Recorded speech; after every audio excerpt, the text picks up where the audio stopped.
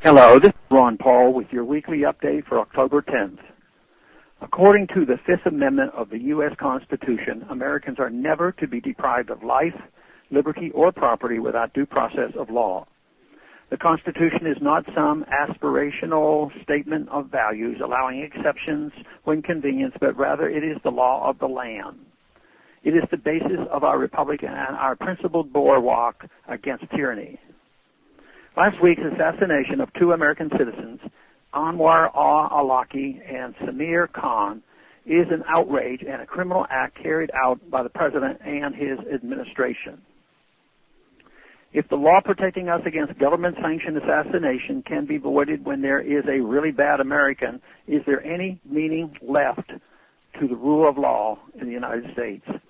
If, as we learned last week, a secret government committee not subject to congressional oversight or judicial review can now target certain Americans for assassination, under what moral authority do we presume to lecture the rest of the world about protecting human rights? Didn't we just bomb Libya into oblivion under the auspices of protecting the civilians from being targeted by their government?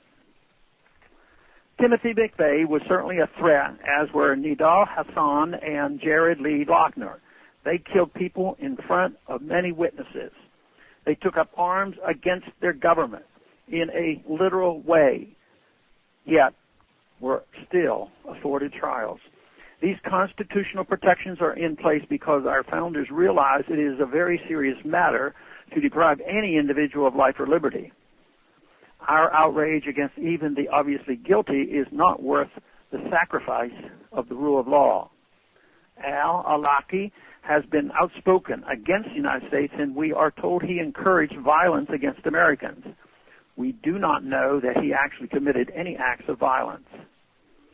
Ironically, he was once invited to the Pentagon as part of an outreach to moderate Muslims after 9/11. As the U.S. attacks against Muslims in the Middle East and Central Asia expanded, it is said that he became more fervent and radical in his opposition to U.S. foreign policy. Many cheer this killing because they believe that in a time of war, due process is not necessary, not even for citizens and especially not for those overseas. However, there has been no formal declaration of war and certainly not one against Yemen.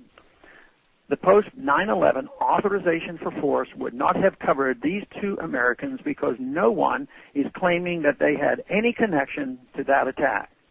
Al-Awlaki was on a kill list compiled by a secret panel within the President Obama's National Security Council and Justice Department.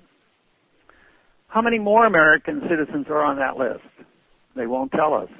What are the criteria? They won't tell us. Where is the evidence? They won't tell us.